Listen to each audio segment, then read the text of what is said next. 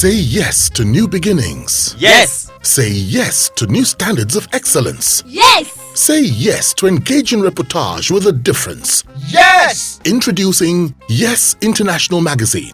The time to say yes to your dreams and aspirations is here.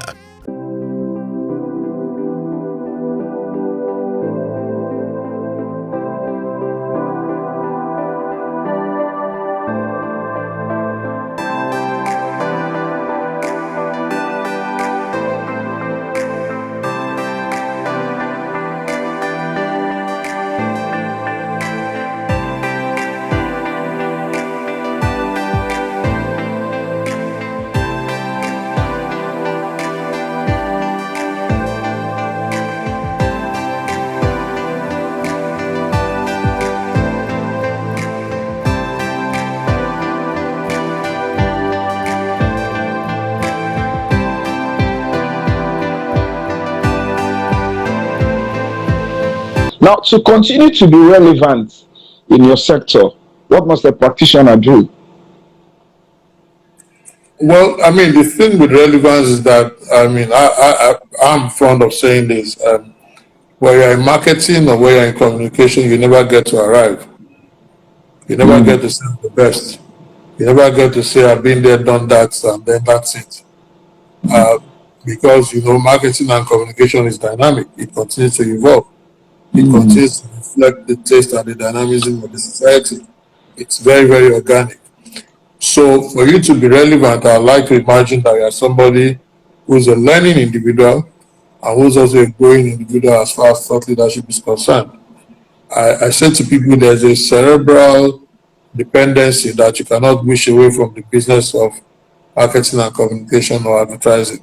So you have to be somebody who continues to investigate, who continues to survey, who continues to research into the different things that's happening in the market space, and to the different reasons and ways by which people buy and make purchase decisions. That's what keeps you relevant.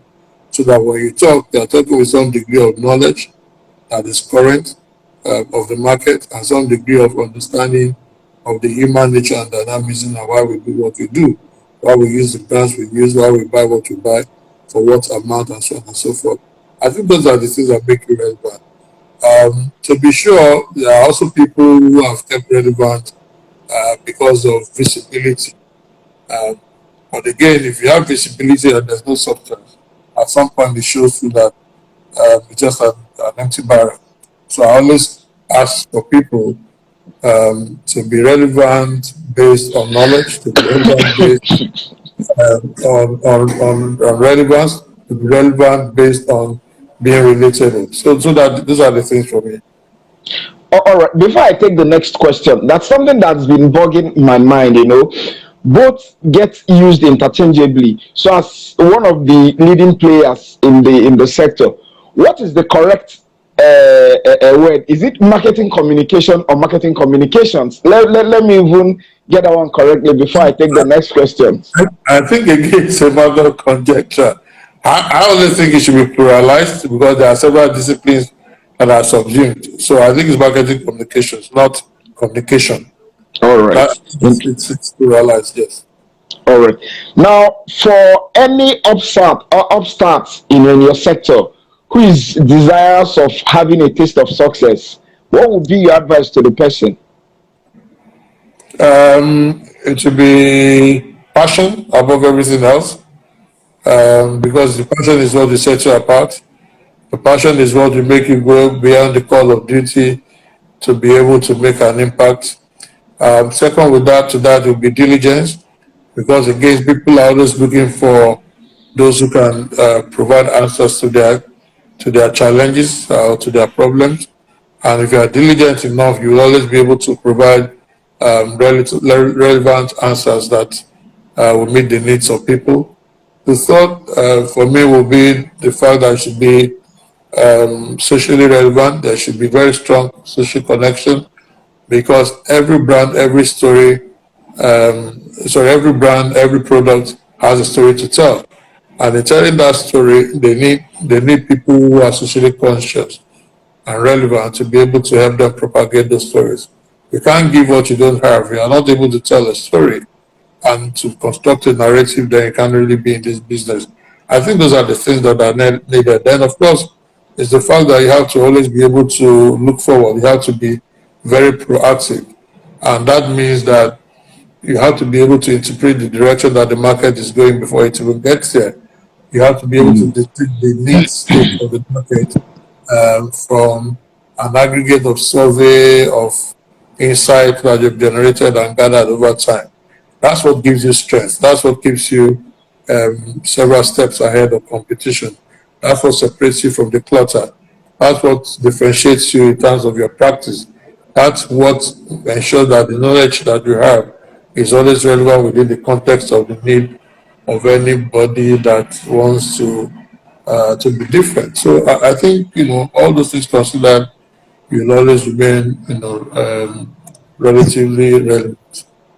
So, all right. What is the most critical reason for advertising? I'll say the most critical reason. Okay, so that's a tricky one. I think the most critical reason will be for somebody to make a purchase decision. Now, I use purchase decision in a figurative sense. People need to take a decision in favor of your brand, product, or service. How did they get to that point? So it's the how, it's the when, it's the what. What products do you sell to people to be able to make that decision? At what price? How are you differentiated in terms of the benefits that is associated with the product or service? And why should you be the one that I'll choose? So I think the reason is for people to make a decision on behalf of your brand, product, or service. Interesting. Now, to build a great brand, what must one do? Well, I don't want to sound like a professor, and there's no one way to skin. There's no one way to skin the cats, as it were. But I can say this from experience, and I'll just say this broadly. I think there are three key elements to branding. First is the strategy. Okay. If you don't have a strategy, you just be happening along as you go along, either because you've copied somebody, because you think they've done so well, because you just have a feel good attitude about what you're doing. But sooner than later, you end is called the slack because they are not taking into cognizance the fact that what you are dealing with is almost like a living organism. The second thing that has to come through is the identity, because when you talk about the brand, it's really about perception. It's really about the different notions that people have about you. It's really about what people see, think, know about you beyond you being there physically. It's not just about your logo. It's not just about your name. It's not just about the colors. It's not just about the motifs. The identity can be subliminal. It can also be metaphoric. It's actually the aggregate of the straws and streams of things that makes you who you are in a very fundamental sense. So the brand identity is very, very key. And that's where, again, if you do your homework well, you find that it's a needed foundation for you to be able to build into the future. I like to imagine that the Nikes of this world, the Apples of this world, the Coca-Colas of this world thought real long and deep about what the perception should be and what differentiates them in the market space is the reason why they're still there today. The third has to do with again, let's talk marketing. So there's strategy, there's identity, and then there's the marketing. And what the marketing does is basically how do you propagate what you stand for consistently and continuously over a long period of time.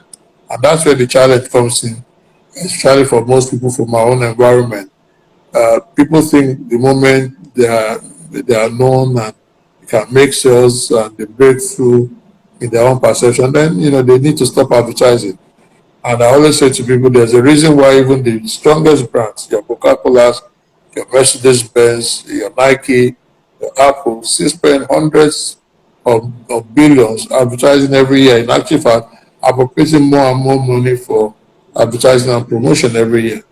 Okay, is because they want to be there consistently, continuously over a long period of time to build a very strong position for themselves. So that strengthens their perception, it strengthens the equity that is in their brand.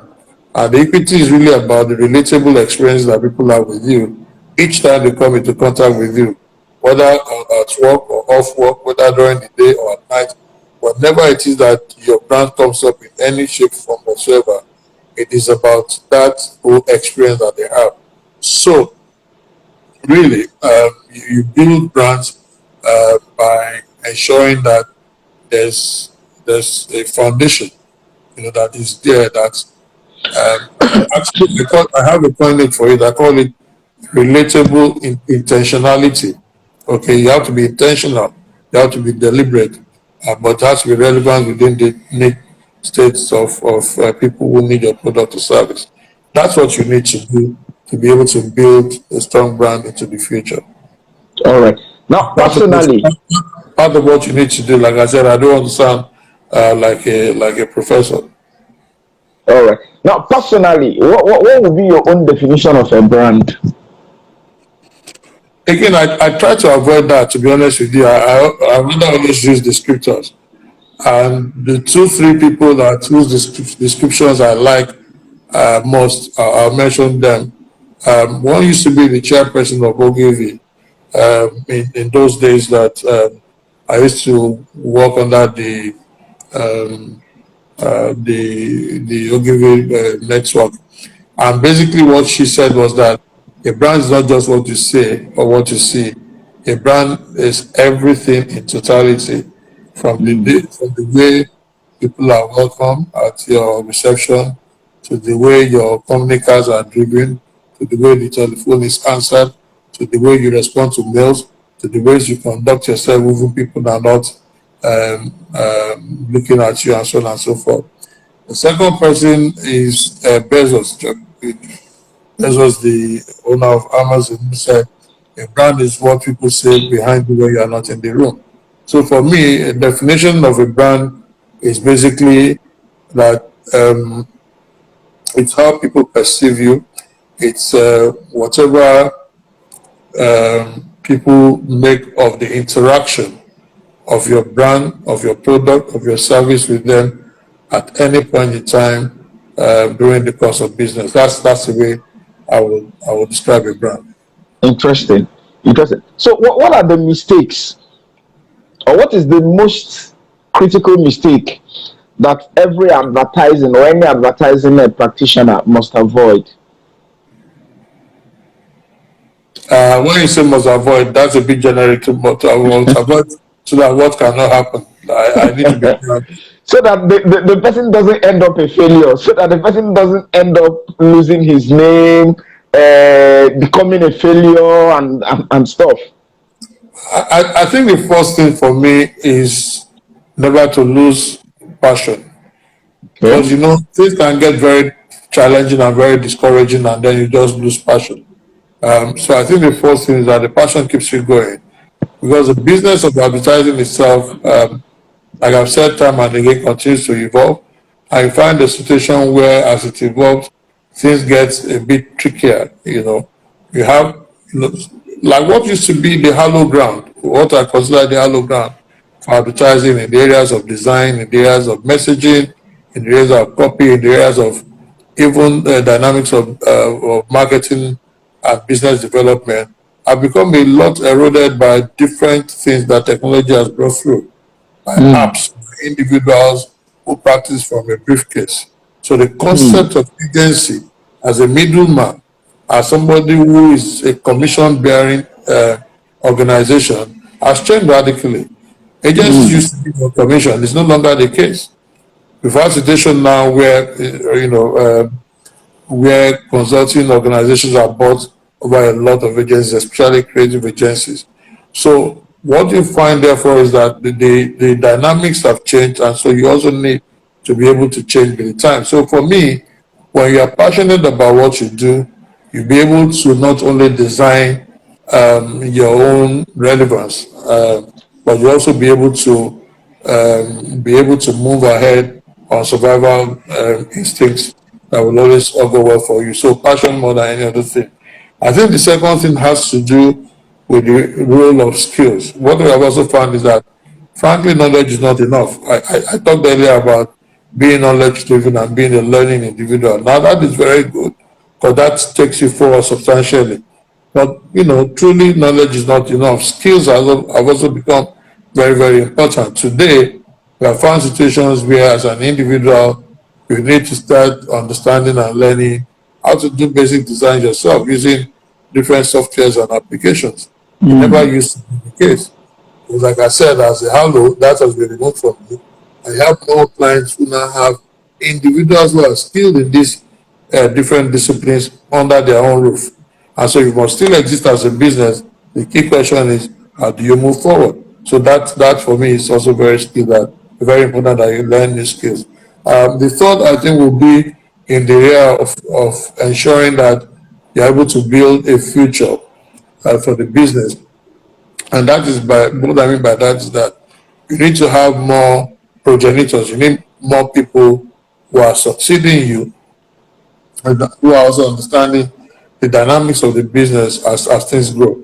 Because if you don't do that, what you find is that more and more you become like an endangered species that cannot replicate itself. So I think those things are very important in today's environment.